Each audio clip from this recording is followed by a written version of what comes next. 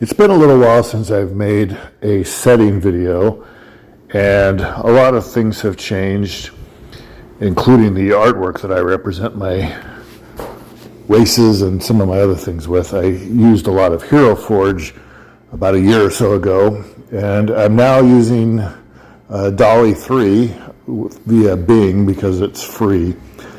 There's some issues with using Dolly 3, and sometimes it's really hard to get it to generate exactly what you want. And in some cases, I've decided that what I thought I wanted is not necessarily worth trying to do. I've also changed some names. I've made some changes, so I'm going to redo a few of the videos that I've already done. I'm not going to replace the old versions. I'm just going to make new ones. So in this video, I'm going to talk about the races of Dark Fantasy X. I'm going to make another video after this, probably not today because I've already done a few this weekend, but I'm going to make another one about the races of Elemental Fantasy X. So what I have for Dark Fantasy X is 5 basic races and 5 kind of appendix races. So let's focus first on the basic races. And the most basic, and the first one, is human. My intention is that for most of all of the campaigns I would run, you have to start with a human character. You do not actually have access to any other race until you've encountered them in game, learned enough about them to quote unquote unlock them, and then you can make a character of that race if you wish. Now, this may mean you want to retire your existing character. Maybe your existing character dies and you need to make a new one, or something else happens. There's various reasons why you might want to make a new character, but that's kind of the way I'm doing it. Let me just also explain that there's relatively few cultures of human in my setting.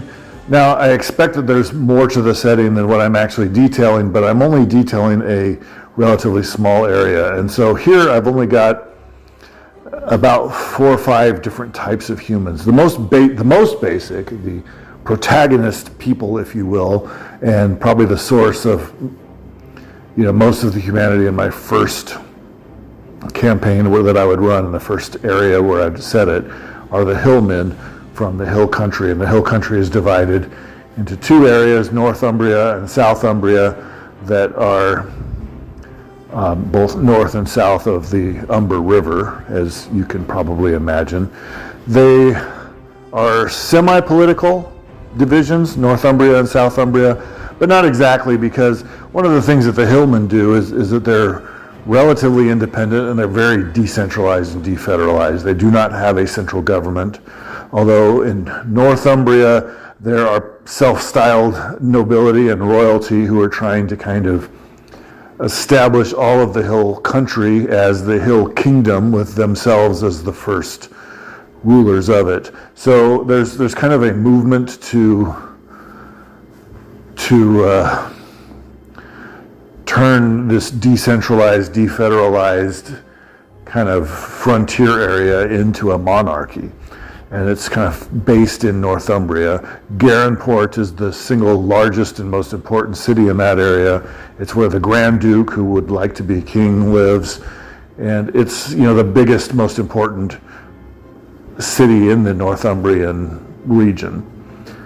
Southumbria also has a very large, important city called Barrowmere, and it has a Lord Mayor. It is more the champion of the decentralized model. Partly that's because the people there don't want to be ruled by the Northumbrians. It doesn't necessarily mean that they wouldn't, some of them wouldn't mind having more power and authority and say so themselves, but they do still maintain kind of the hillman culture of being more independent.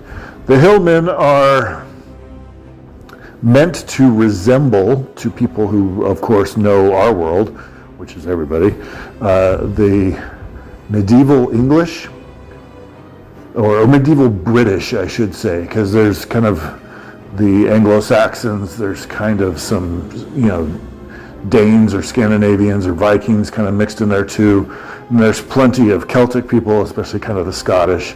So it's kind of like it's kind of like what would happen if America were colonized not by, post-Renaissance colonists, but by Ivanhoe era, high Middle Ages colonists. And that's kind of what we got going on. So they have some aspects of the American colonial spirit, attitude, and culture, but from a technological and from a lot of other cultural and social aspects, they also kind of resemble the Middle Ages of Britain right about the time of 1200 AD. So those are the hillmen. That's, again, the major race. They are primarily the people of the hill country. They have some related peoples to the east in Timishburg, and these are the Timisher people. I imagine the Timisher are kind of like a medieval German or Austrian nobility ruling over kind of an Eastern European country. So Timishburg is also the home of the Tarushans. It used to be called Tarushnopti, is the former name of the country. The Timishers are now kind of the ruling aristocracy. They're still, relatively speaking, a minority in the country. 15-20% of the people are Timishers. Maybe another 10% or 15 at the most are of mixed ancestry, and the remainder, and mostly this is the lower classes, but not entirely. There are still some old lingering nobles of the Tarushan ancestry who are Tarushan.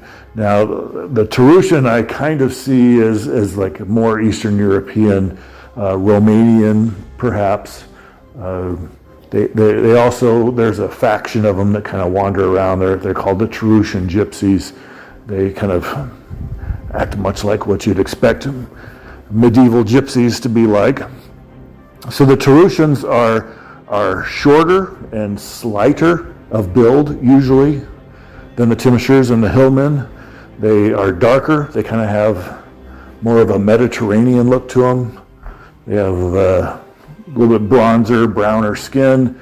They have dark brown to black hair. They usually have brown eyes. The Timishers, on the other hand, look like what you'd expect medieval Saxons or Austrians or whatever to look like. They are pretty tall and robustly built, much like the Hillmen. They tend, even more than the Hillmen, to have blonde hair, although many of them have brown hair, red hair, or even dark hair. They also tend more than the Hillmen even to have blue eyes, but they also can have brown eyes, green eyes, gray eyes. These are people who are meant to evoke real life peoples in many ways, so you kind of know what they look like, and you know what they are. The last, well, not the last, but the last major human ethnicity are the Drylanders up near Baal Hamazi. Many of them live kind of a nomadic life, but many of them are urban as well, and these are meant to be more like medieval Slavic people, or even slightly post-medieval Slavic people. And I think of the nomadic ones in particular as being very similar to the Cossacks. Compared to the Hillmen and the Timishers, I would say they're equally white, but they do tend to be more tanned because they are from a drier, almost deserty or grassland habitat, and they spend almost all their time outside because they are nomads. So they tend to be very tanned. They tend to have hazel eyes, although some of them have blue eyes, some of them have brown eyes. They tend also a lot more to have kind of reddish or brownish hair, although there are some blonde ones certainly, and there are some dark-haired ones. If you want to go for names, obviously for the Hillmen you want kind of medieval British names, either Scottish, Welsh, or English. The nobles might even have kind of medieval Norman-like names. The Timishers have kind of medieval German names. The Tarushans may have mostly Romanian names, and then the Drylanders have Slavic names. Now, if you're very familiar with these names, you may recognize that, of course, there were a fair number of Viking names that made their way into the Slavs, and that the Romanian name lists have a fair number of Slavic names that have kind of made their way into there.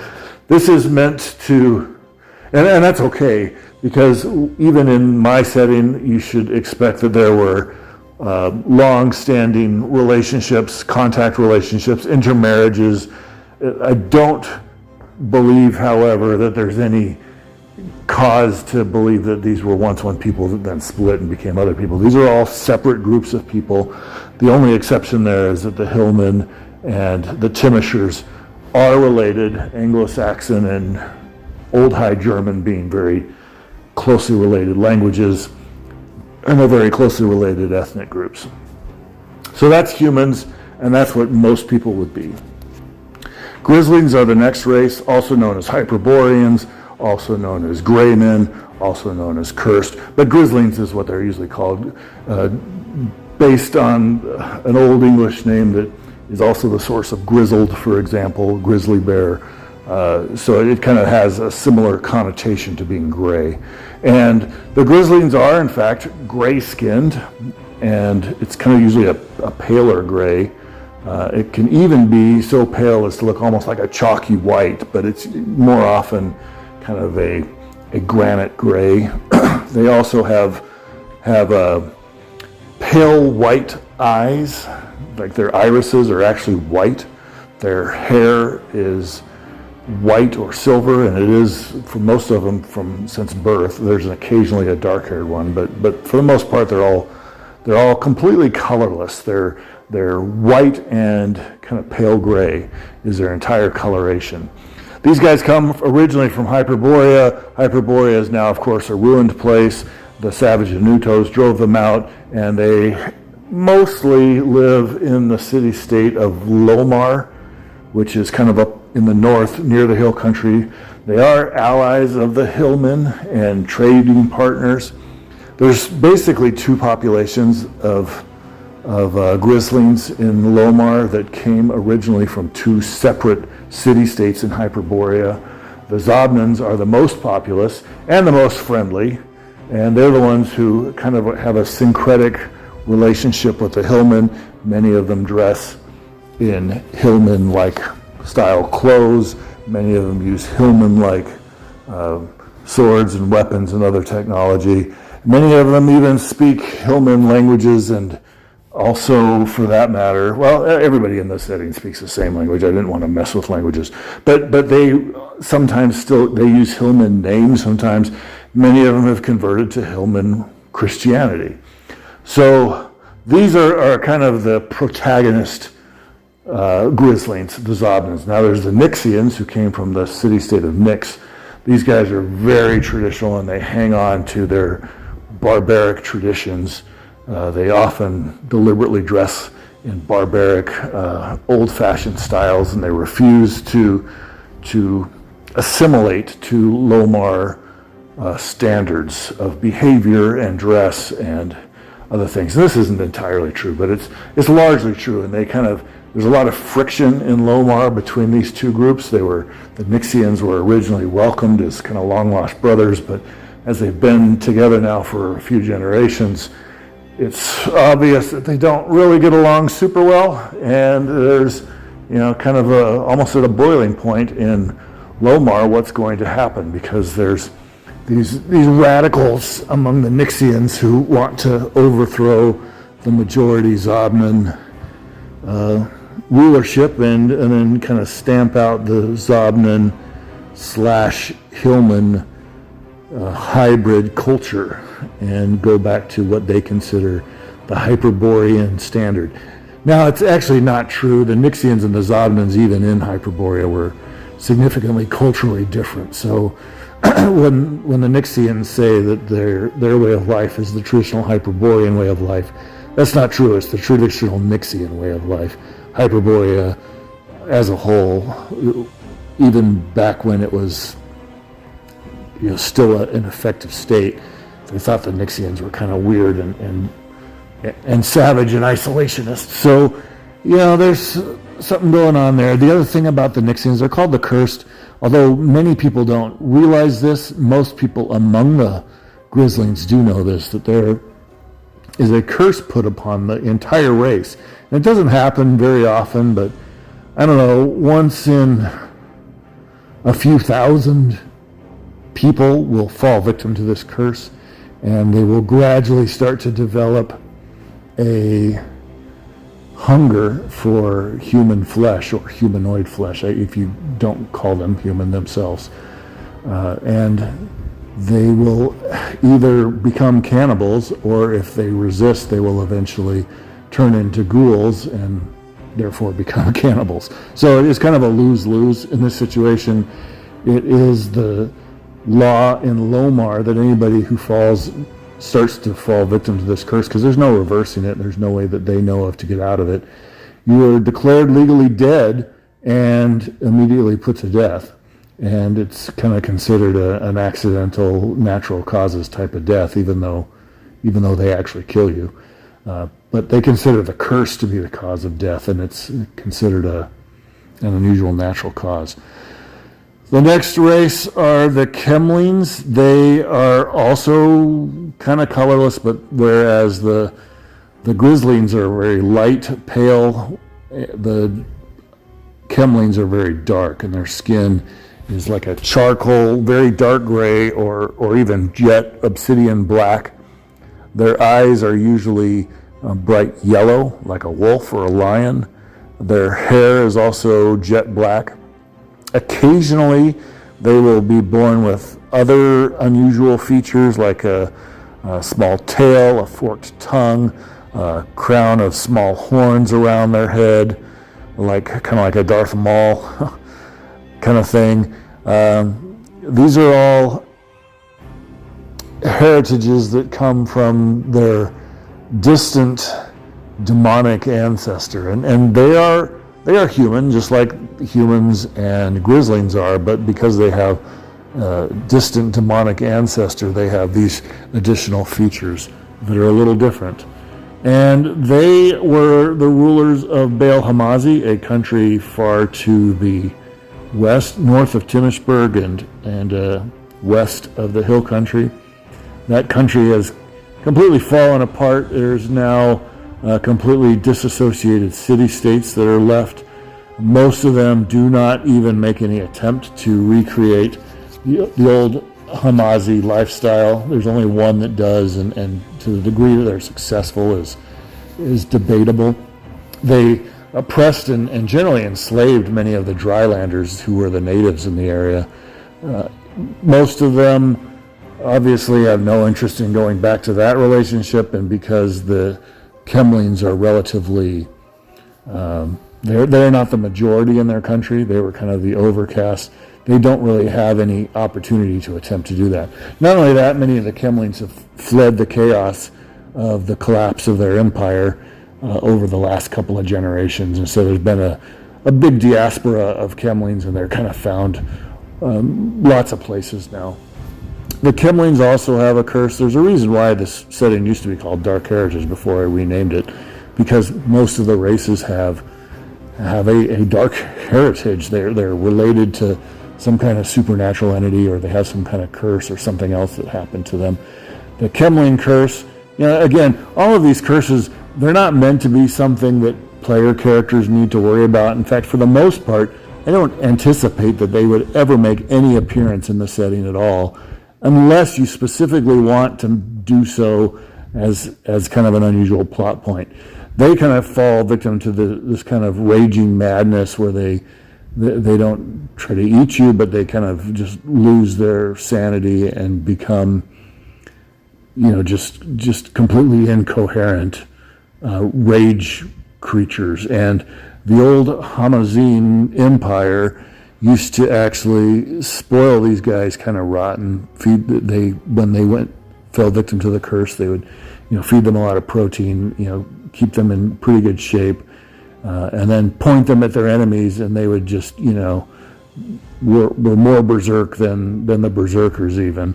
But that wasn't a very reliable thing because they were crazy and completely feral. And so nowadays, usually when it happens, they're either locked up or killed just for the safety of the community. But it's still something that happens occasionally, and most people who know anything about the Kemlings know about it. The Searchers are the next race. They're a red-skinned race. kind of a brick red or even a bright red. They tend to have reddish or orangish, or more likely even flaming blonde colored hair and bright yellow eyes. They claim that they have ancestors who were from some kind of fiery realm, and that they just walked out of the volcanoes one day in the land far to the north. They actually have a whole empire up to the north. The searchers that live here were kind of an expansion of that empire, and as that empire has kind of retreated and shrunk in on itself, they were left stranded and out of communication with their central empire. So they're now kind of these city-states that are left on their own. They don't really have any ongoing support or communication or relationship politically with their relatives further up north, and most of them, that's exactly how they want it. They kind of like the independence, but because of that, they've also had to adapt and be willing to work with the peoples who live around them. They still live to the north mostly of Bel Hamazi and the Boneyard. There's some of them that also trade with or live near some of the farthest north and westward cities of the hillmen. And there's been kind of a diaspora of them too.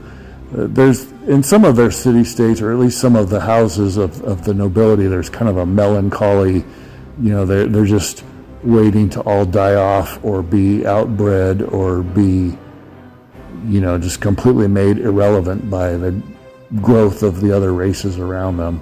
But, others, they don't really care about that. They're like, hey, we've got our opportunity here to make a bunch of money, to become traders and merchants, and to, kind of manage our own affairs.